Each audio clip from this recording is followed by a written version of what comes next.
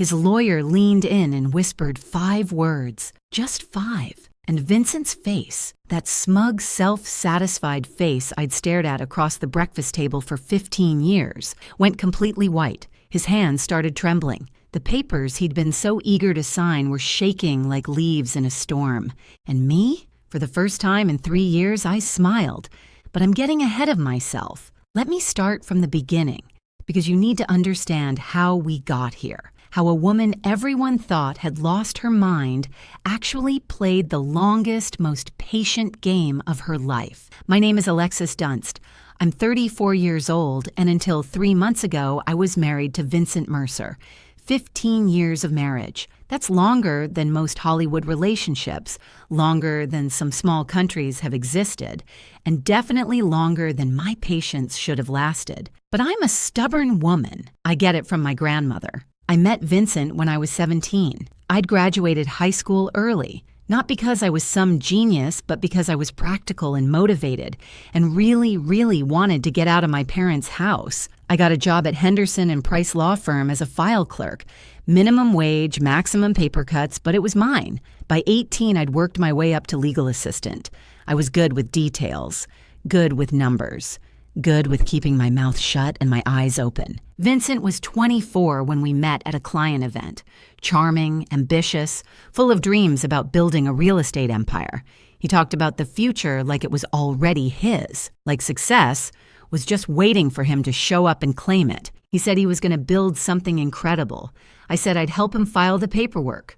Romance, right? We got married when I was 19. Tyler came along when I was 20. I kept working at the law firm part-time while raising our son, building up my 401k, saving every spare dollar. My grandmother always said a woman should have her own money, not secret money, she'd clarify. Just her own, something nobody could take. At 23, Vincent's business finally took off. He asked me to quit the law firm and help him full-time. He needed someone to manage the books, handle clients, coordinate with contractors, someone he could trust completely. So I became his unpaid everything. Bookkeeper, office manager, client liaison, interior decorator for model homes, marketing coordinator, event planner. I did it all while raising Tyler, managing our household, and somehow keeping everyone fed and reasonably happy. My official title was wife. My unofficial title was everything else. For 11 years, I poured myself into building Vincent's dream. And for 11 years, he got the credit, the awards, the recognition. At every industry event, I was Vincent's wife. At every celebration, he thanked his team, his mentors, his vision. But somehow never quite got around to thanking me. Somewhere along the way, things shifted. He started making decisions without consulting me. Started staying late for work more and more often. Started criticizing little things, the way I dressed, the meals I cooked, my lack of ambition. I was running his entire back office for free while raising his son and keeping his life organized. But sure, not ambitious enough. Then, 3 months ago, he dropped the bomb. He came home on a Tuesday evening. I was making dinner, his favorite, actually, because I'm apparently a glutton for unappreciated effort. He sat me down at the kitchen table with this look on his face, not sad, not apologetic, just businesslike. I want a divorce, he said. And then, I want the house, the cars, the business, everything. You can keep Tyler. He said it like he was ordering from a menu. I'll have the assets. Hold the child, thanks. Keep Tyler? Like our 15-year-old son was a leftover pizza? Like he was an inconvenience being graciously allowed to stay with me? I just stared at him. 15 years of marriage. And this was how it ended, at our kitchen table, between the salt shaker and the butter dish, like I was just another item he was discarding. What I didn't know in that moment, what I wouldn't find out until later, was that Vincent had been planning this for months. He already had a lawyer, Harold Whitfield, expensive and experienced. He'd been building his exit strategy while I was meal prepping and scheduling his dentist appointments. I'd been blindsided by a man I'd trusted with everything. The next day, his mother showed up, Lorraine Mercer, a woman who had treated me like the help for 15 years, arrived with her perfectly styled hair and her perfectly practiced sympathy face. She patted my hand and told me I should have tried harder to keep him happy. Men have needs, dear, she said. like she was explaining something complicated to a slow child. Lorraine's advice on marriage was always fascinating, considering her husband spent 7 days a week on the golf course specifically to avoid being in the same room as her. But sure, I was the problem. That first week was a blur. Vincent moved me to the guest room. He had documents drawn up, settlements proposed, timelines established. Everything was moving so fast, and I felt like I was drowning. Everyone saw a woman whose world had just collapsed, a wife being thrown away after 15 years of service, a victim who didn't see it coming. But here's the thing. What Vincent didn't know, what nobody knew, was that I'd found something 3 years ago, something buried in his own financial records, something he thought was hidden forever. And I'd been quietly, patiently preparing ever since. Before we continue, if you're enjoying this story, please hit that subscribe button and tell me in the comments where you're watching from and what time it is there. I read every single comment. Thank you. Back to the disaster. Within a week of the announcement, Vincent had completely taken control. The guest room became my permanent residence in what used to be our home. My closet shrank from a walk-in to 2 small sections he graciously allowed me to keep. The message was clear. This isn't your house anymore. Within 2 weeks, he started bringing her around. Brittany Sawyer, 27 years old, worked at his company. Of course she did. She had that Instagram perfect look. Blonde highlights, perfect nails, yoga pants that cost more than my weekly groceries. She walked into my kitchen like she owned it, wore my apron, my grandmother's apron, while making smoothies in my blender. She was younger than my marriage, younger than my favorite handbag, but she made amazing smoothies, so I guess that's something. Vincent paraded her around like a trophy. They'd sit on my couch, watch my television, eat off my plates. He'd put his arm around her right in front of me, like I was furniture, like I'd already disappeared. The humiliation escalated daily. First, he canceled my personal credit card. We need to separate finances, he said, like he was being reasonable. Then the joint card. Then he suggested I should probably find somewhere else to stay while we sorted things out. My own home, and I was being asked to leave. Lorraine came over to help me pack. And by help, I mean she went through my belongings and decided what I deserved to keep. Old clothes, fine. Family photos, some of them. My grandmother's recipe box? She hesitated on that one, like she was considering claiming it for herself. What I was not allowed to take. Any jewelry Vincent had bought me over 15 years. Any furniture I'd picked out. Anything of value. Those were marital assets, Lorraine explained, and Vincent was entitled to them. She packed my things in garbage bags, not boxes, garbage bags, like I was trash being taken out. Through all of this, I had one person I thought I could trust, Diane Holloway. We'd been friends since high school, 20 years of friendship, through boyfriends and breakups and babies and everything in between. She was the first person I called after Vincent's announcement. She was so supportive, always checking in, always asking how I was holding up, always ready to listen. She'd come over with wine and let me cry on her shoulder. She told me I deserved better. She told me Vincent was making a huge mistake. But something felt off. Little things at first. Vincent seemed to know my plans before I made them. When I mentioned to Diane that I was thinking about fighting for the house, Tyler came home the next day saying Dad told him it wouldn't work. When I told Diane I was looking at apartments in a specific neighborhood, Vincent made a comment about that exact area being too expensive for me. Then it clicked. Looking back, I should have seen it years ago. The way Diane always lit up when Vincent walked into the room. The way she'd compliment him just a little too much, laugh at his jokes just a little too hard. She always asked about him first whenever we talked. How's Vincent? How's the business? Is Vincent happy? She'd been carrying a torch for my husband for 15 years. And Vincent, because he collected admirers like some people collect stamps, knew exactly how to use it. He made her feel special, important, not like other women. He probably implied they'd get together after the divorce, gave her just enough hope to keep her loyal. My best friend was his spy. 20 years of friendship sold out for some flirting and empty promises.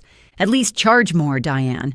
But the worst part wasn't Vincent, wasn't Lorraine, wasn't even Diane. The worst part was Tyler. My son saw everything. The girlfriend, the grandmother packing my bags, the way his father looked at me like I was nothing, and Vincent was working on him, dripping poison in his ear day after day. Your mom is making this difficult. I just want everyone to be happy. She's the one dragging this out. I'm trying to be fair, but she won't cooperate. Tyler started pulling away from me. Not angry, exactly, just distant, confused. He didn't know who to believe, and his father was very, very convincing. I could lose the house, I could lose the money, I could lose everything I'd spent 15 years building. But watching my son look at me like I was the problem, that was the knife. That was the wound that actually bled. I hired a lawyer. Nina Castellano, recommended by my old firm. 52 years old, sharp as a razor, absolutely no tolerance for nonsense. She reviewed my situation and laid out the battle plan. You helped build this business, she said. You're entitled to half of everything. The house, the company, the accounts.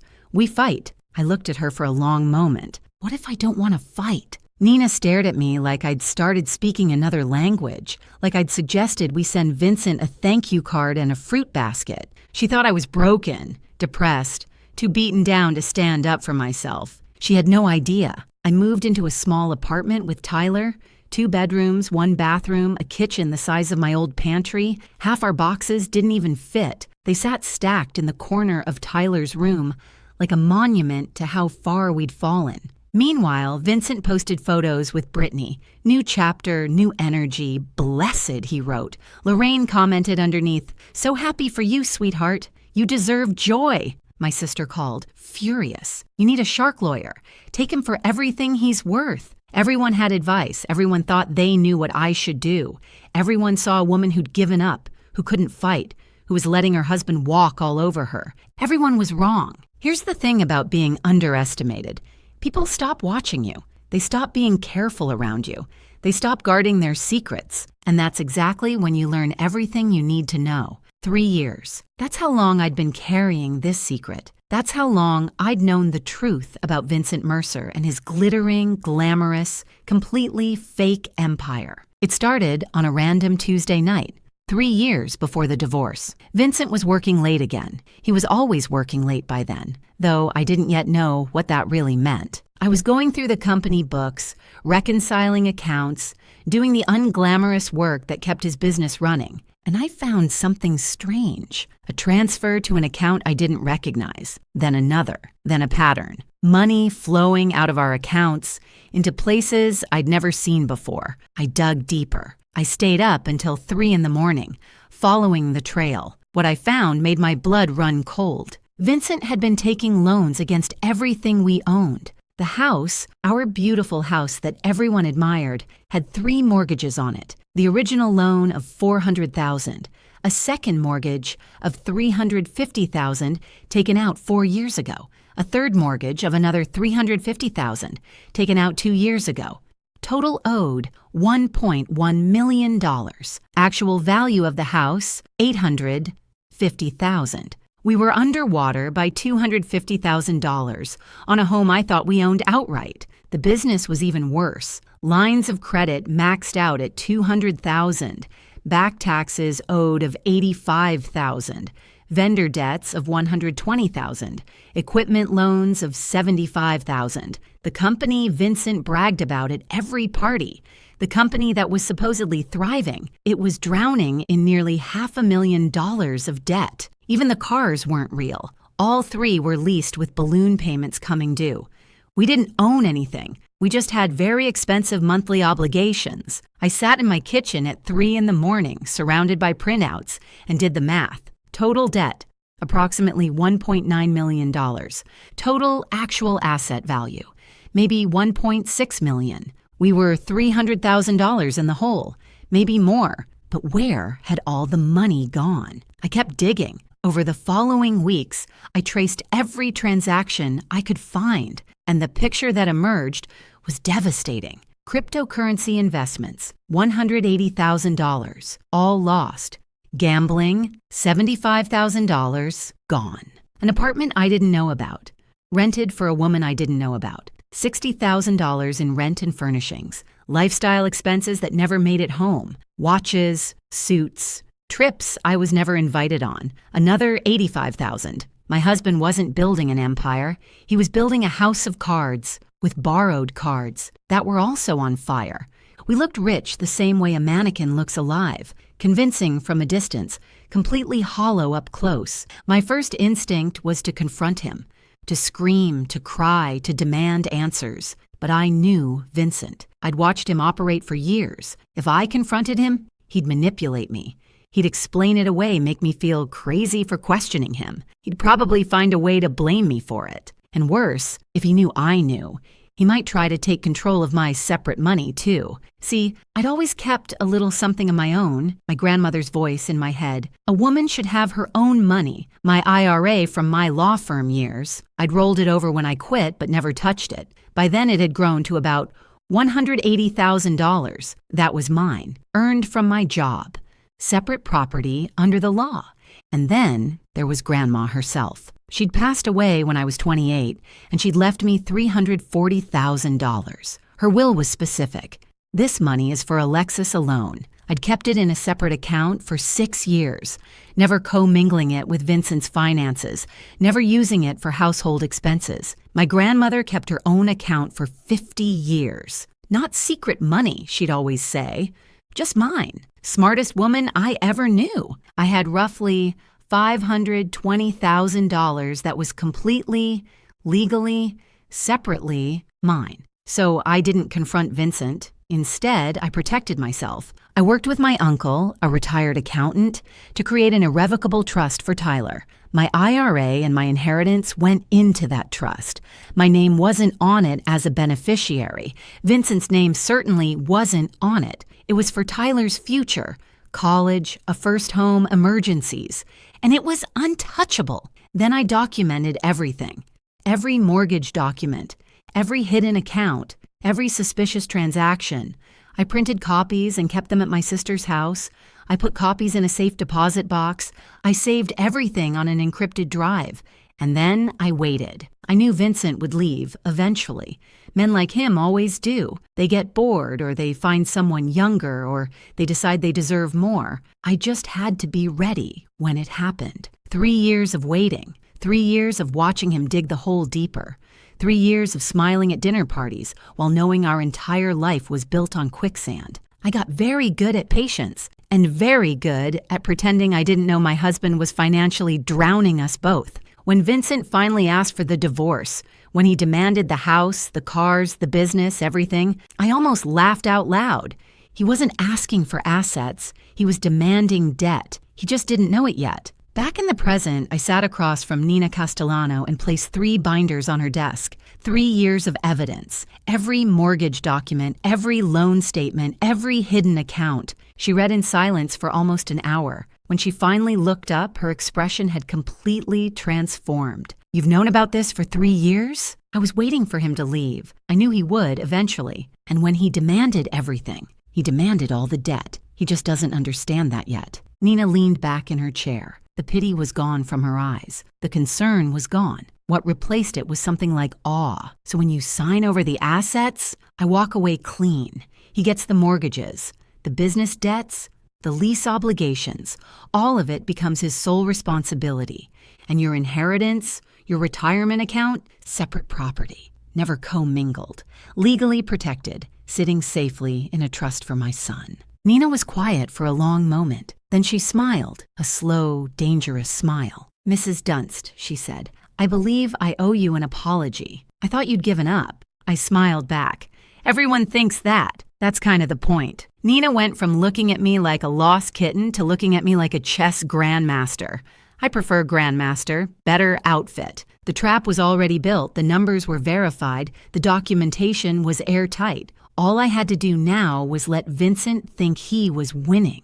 And nobody does gracious loser better than a woman who's been practicing for 15 years. The next 3 months were a masterclass in acting. I became exactly what everyone expected me to be: broken, defeated, barely holding on. I showed up to mediation sessions with red eyes and trembling hands. I spoke softly, hesitantly, like a woman who'd lost all her confidence. I asked for so little that even the mediator seemed uncomfortable. "I just want enough to start over," I said during our second mediation. "I'm not trying to be difficult. I know the business is his life's work.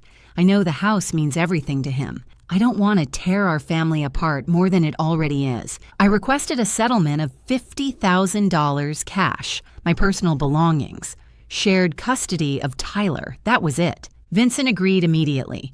He was probably expecting me to fight for half of everything. That's what any reasonable lawyer would demand. Instead, I was asking for crumbs. He looked at me across that mediation table with something almost like pity. Like I was a wounded animal he was graciously putting out of its misery. I deserved an Oscar for that performance, or at least a Golden Globe. I was giving the role of a lifetime, and my only audience was my lying, cheating, soon-to-be bankrupt ex-husband. With each passing week, Vincent's arrogance grew. He stopped being careful, stopped pretending to be the reasonable one. He started telling everyone who would listen that I hadn't even fought. "She just gave up," he told his golf buddies. I offered her a fair settlement, and she took it without a word. Lorraine was even worse. She bragged at her book club, at her church group, at every social gathering she attended. "Vincent is keeping everything. That woman didn't get a dime." I always knew she wasn't strong enough for my son. To celebrate his upcoming victory, Vincent bought himself a new watch, $15,000. I know because I saw the charge on the business account. He was still using company money for personal expenses, still digging that hole deeper. He wore it to our next mediation session, making sure I noticed. He also took Brittany to dinner at La Maison, the French restaurant where we'd celebrated our 10th anniversary. He posted photos on social media. "Life is good when you're with the right person," he wrote. The right person. He meant the person who didn't know about his debt yet. Meanwhile, Brittany had started redecorating my house. New furniture in the living room, new art on the walls. She even painted my kitchen. Gray. She painted it gray. I spent 3 weeks choosing that sage green, 3 weeks of paint samples and lighting tests and driving myself crazy trying to get the perfect shade. And she painted over it with builder-grade gray, like it was nothing. Gray. Like her personality, like her future with Vincent once she found out he was broke. Very fitting, actually. Diane kept calling, fishing for information under the guise of friendship. I played along perfectly. "How are you holding up?" she'd ask, her voice dripping with fake concern. "I just want it to be over," I'd tell her, making my voice crack slightly. "I can't fight anymore, I don't have the energy." Within hours, Vincent would know. I could practically see him relaxing, letting his guard down even further. Diane thought she was playing me. She was actually just being a messenger service, not a very expensive one either. But while the adults were playing their games, Tyler was watching, and my son, my smart, observant, wonderful son, was starting to notice things that didn't add up. He noticed his dad's new $15,000 watch, but heard Vincent tell him they couldn't afford the school trip to Washington, D.C. He noticed Brittany's shopping bags piling up in the foyer, but heard Vincent complain about money being tight. He noticed the disconnect between the lifestyle his father was projecting and the excuses he kept making. One evening, Tyler came to my tiny apartment and sat down at my secondhand kitchen table. He looked at me with those serious eyes, so much like his father's, but with something Vincent had lost long ago. "Honesty." "Mom," he said quietly, "is Dad actually rich?" I looked at my son for a long moment. "What do you think?" He was quiet, processing. "I think something's not right. I think he's pretending." I reached across the table and squeezed his hand. "Trust me, just wait a little longer." My 15-year-old figured out something was wrong before 2 lawyers and a certified accountant did. I should bill his college fund for consulting fees. Behind the scenes, Nina was preparing our legal strategy with surgical precision. The main divorce agreement stated clearly that I was relinquishing all claims to marital property. The house, the business, the vehicles, everything would go to Vincent. In exchange, I would receive my modest cash settlement and walk away. But attached to that agreement was an addendum, a detailed liability disclosure statement. Every debt, every mortgage, every loan, every obligation tied to those assets. When Vincent signed for all assets, he would be legally assuming all liabilities. The mortgages would become his sole responsibility. The business debts would transfer entirely to him. The lease obligations on the cars would be his problem alone. It was all there in black and white. Legal, proper, devastating. Legal documents are like poetry, Nina told me. Boring, expensive poetry that can ruin someone's life. My favorite kind. 2 weeks before the final hearing, Harold Whitfield, Vincent's lawyer, called Nina with concerns. My client is assuming significant assets, Harold said carefully. I'd like to request a full financial audit before we finalize, just to verify everything. Nina kept her voice neutral. Of course. We'll provide whatever documentation you need, but when Harold brought this to Vincent, my soon-to-be ex-husband shut it down immediately. No audits, Vincent told him. I built that company. I know exactly what it's worth. I'm not paying for some accountant to tell me what I already know. Harold pushed back. I strongly recommend we verify the asset values before you sign. This is a significant no. Vincent cut him off. Brittany wants this done. I want this done. No more delays. Harold had been practicing law for over 30 years. He knew when a client was about to make a mistake. He also knew he couldn't force someone to take his advice. He presented Vincent with a waiver, a document acknowledging that Harold had recommended an independent financial review and that Vincent was declining against counsel's advice. Vincent signed it without reading it, just like he'd sign everything else without reading it. Never underestimate the power of an impatient girlfriend to make a man skip the fine print. Brittany was worth millions to me, in legal strategy anyway. The night before the hearing, Vincent sent me a text message. Thank you for not making this ugly. I stared at that message for a long time. 15 years of marriage. 15 years of building his business, raising his son, managing his life. And he was thanking me for not making things difficult for him while he threw me away. I typed back, I just want what's best for Tyler. What was best for Tyler? His trust fund, his future secured, and a father who was about to learn the most expensive lesson of his life. Nina called me that evening. Thursday at 9 a.m. Final hearing. Judge Patricia Holden. Are you ready? I looked around my small apartment. The secondhand furniture, the boxes still unpacked in the corner, the tiny kitchen I'd painted sage green because it reminded me of hope. I'd been ready for 3 years. 3 years of waiting, and it was finally here. I felt like a kid on Christmas morning. If Christmas morning involved divorce court and financial revenge, Thursday morning, 9 a.m. Vincent would walk into that courtroom expecting to collect his prize. He had no idea he was about to inherit a financial avalanche, one he'd signed for himself, and the best part? He'd asked for it, in writing, with witnesses. If you've made it this far, you already know something satisfying is coming. Hit that like button if you're ready for Vincent to get what he deserves.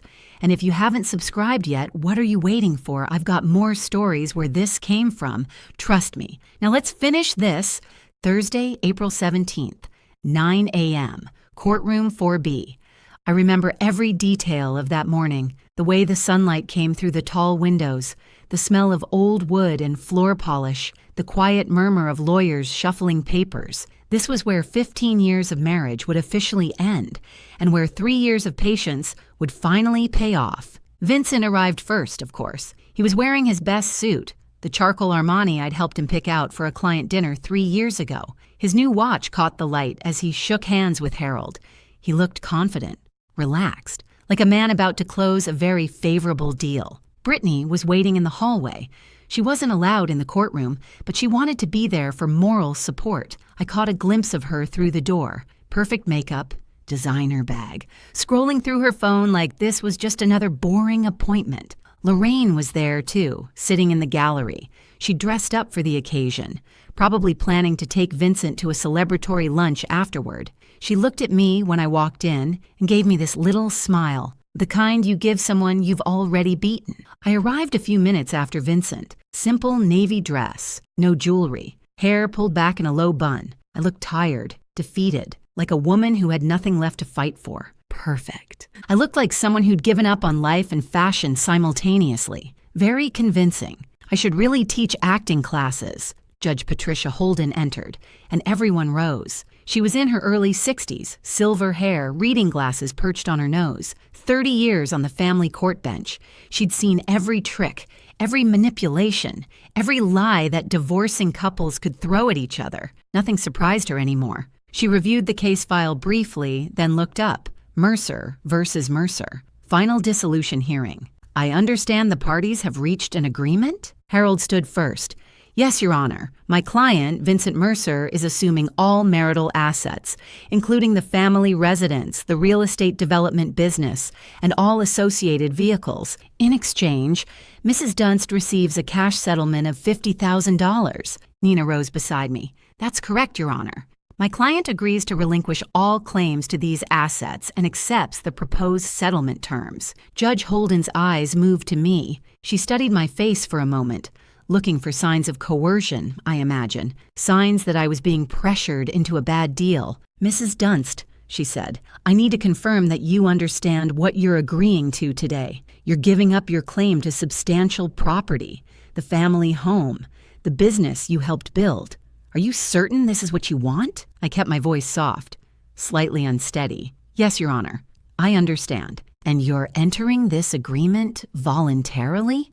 No one is pressuring you? No, Your Honor. I looked down at my hands, then back up at her. I just want my husband to have everything he asked for. I want this to be over. The judge studied me for another long moment. I could practically see her internal debate, whether to push harder, whether to order a continuance, whether to protect me from what looked like a terrible decision. But I was represented by counsel. I was answering clearly. I was an adult woman making my own choice. Very well, she said finally. Let's proceed. The clerk distributed the final documents, page after page of legal language, signatures required on every third page. Vincent signed eagerly, barely glancing at what he was agreeing to. He wanted this done. He wanted to get back to his new life with his new girlfriend and his new freedom. I signed slowly, deliberately. Every stroke of my pen was careful and precise. This was the moment I'd been waiting 3 years for. I was going to savor it. Across the courtroom, I saw Vincent glance at Lorraine and smile. She nodded back approvingly. In the hallway, his phone buzzed, probably Brittany sending encouragement. He checked his phone in court, during his own divorce hearing. That's the kind of man he was. Meanwhile, Harold Whitfield was doing what good lawyers do, reviewing the complete document package one final time. Main agreements, signed. Asset schedule, signed. Settlement terms, signed. Then he reached the addendum. Liability disclosure statement. I watched his face as he read, watched the confusion flicker across his features, watched him flip back a page, then forward again, like he was hoping he'd misread something. He hadn't. Harold's face went pale. He leaned toward Vincent, trying to be discreet. Sir, he whispered, we need to talk. Vincent waved him off, still basking in his victory. Not now. We're almost done. Sir Harold's voice was more urgent. You're assuming all debt. Vincent turned to look at him. What? The liability disclosure, Harold whispered, papers rustling as he pointed. The mortgages, the business liens. It's all here. You're assuming personal liability for everything. For the first time, Vincent actually looked at what he'd signed. I watched his eyes scan the numbers, watched the color drain from his face. House, $1.1 million owed. Market value, $850,000. Business, $480,000 in combined debts. Vehicles, $115,000 in lease obligations. Additional personal liabilities, $200,000. Total debt, approximately $1.9 million. Net value of everything he'd just claimed, negative $300,000. He hadn't won the lottery. He'd won the bill for it. Vincent stood up abruptly, his chair scraping against the floor. This isn't right. He looked at me, then at the judge, then back at the papers. She hid this from me. This is fraud. Judge Holden's voice was sharp. Mr. Mercer, sit down. These numbers are fake, Vincent insisted, his voice rising. She manipulated the documents. This is Mr. Mercer. The judge's tone left no room for argument.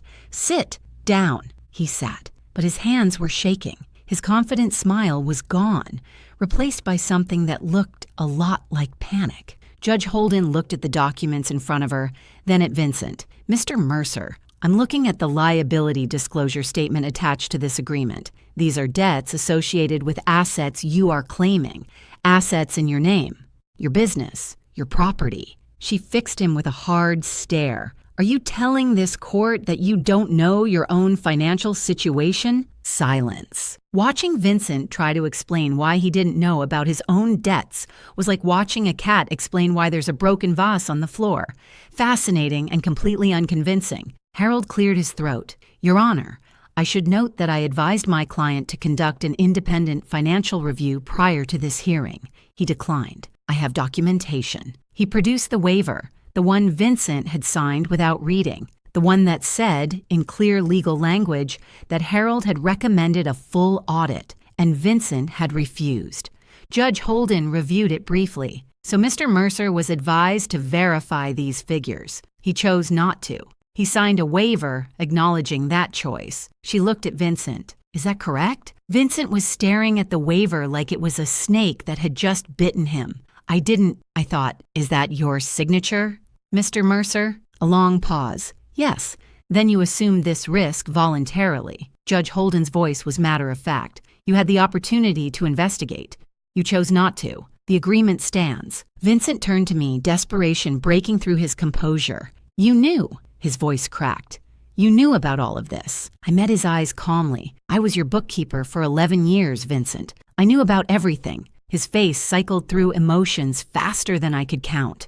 Confusion, rage, betrayal, fear, and finally, the one I'd been waiting for, realization, the understanding that he'd done this to himself. I want to withdraw the agreement, Vincent said, turning back to the judge. I didn't understand what I was signing. This isn't fair. Judge Holden shook her head. Mr. Mercer, you signed documents before this court stating you understood and agreed to all terms. You were represented by competent counsel. You declined additional review. Your wife did not hide anything. These are your debts, your mortgages, your obligations. She paused. The agreement is final. The gavel came down. Mrs. Dunst, you have your settlement. Mr. Mercer, you have the assets as agreed, along with all associated liabilities. This marriage is dissolved. I stood, smoothed my dress, picked up my purse. Then I looked at Vincent one last time. He was slumped in his chair, papers scattered in front of him, his whole world collapsing around him. You said you wanted everything except Tyler, I said quietly. I gave you exactly what you asked for. I walked out of that courtroom without looking back. In the hallway, I could hear Vincent's voice rising, yelling at Harold, demanding to know how this happened, threatening lawsuits. Harold's calm responses. I told you to get an audit. I have it in writing. You refused. Through the glass doors, I saw Brittany's face change as she listened, saw her look at Vincent, really look at him, and see something other than the successful businessman she'd thought she was getting. She was gone before I reached the elevator, moving fast, heels clicking on the marble floor, not looking back. Brittany's exit was faster than her entrance into my marriage. At least she was consistent. I stepped outside into the April sunshine. The sky was blue. The air was warm. Somewhere behind me, my ex-husband was screaming at his lawyer about fairness and fraud and how none of this was his fault. Ahead of me was a new life, smaller than before, simpler, but completely, entirely mine. The collapse happened faster than I expected. Within 2 weeks, Brittany had moved out of the house, packed her things in the middle of the night, left a note that said, "This isn't what I signed up for." The gray kitchen sat empty. Within a month, Vincent tried to sell the house. But when you owe more than something is worth, there are no buyers. Just banks calling about missed payments and realtors suggesting short sales. Within 2 months, the business started defaulting. Vendors filed lawsuits. The line of credit was frozen. The company that Vincent had spent 15 years building, the company I had spent 11 years supporting, was crumbling into dust. Within 3 months, Vincent was meeting with bankruptcy attorneys. The man who'd once bragged about his empire was now calculating which assets he could protect from creditors. The answer was almost nothing. Lorraine's perfect son was calling family members asking for loans, showing up at relatives' houses with excuses and explanations. Nobody knew about the debt. Alexis must have hidden it somehow. I was tricked. But the documents told a different story. The mortgages were in his name. The loans were in his name. the gambling debts, the crypto losses, the secret apartment, all his choices, all his signatures. I heard that Lorraine's Christmas newsletter that year was very short. Vincent is exploring new opportunities. Yes, opportunities in debt restructuring. The parallel conflicts resolve themselves with a kind of poetic symmetry. Diane called me about a week after the hearing. Her voice was shaking. I had no idea things were this bad. I'm so sorry, Alexis. I never meant for... I thought Vincent and I didn't answer, didn't respond, didn't give her the closure she was looking for. Some bridges aren't meant to be repaired. Some friendships don't deserve a second chance. 20 years of history betrayed for a wink and empty promises from a man who used everyone around him. She tried calling 3 more times. Then she stopped. I imagine she's still waiting for Vincent to notice her. She'll be waiting a long time. Lorraine tried a different approach, going through Tyler. Tell your mother I didn't know about the money problems. Tell her I'm sorry for how I treated her. Tell her I want to talk. Tyler looked at his grandmother, the woman who'd packed his mother's belongings in garbage bags, who'd called his mother worthless, who'd sided with his father without a single question, and said, Mom's busy building her life. She doesn't have time for excuses.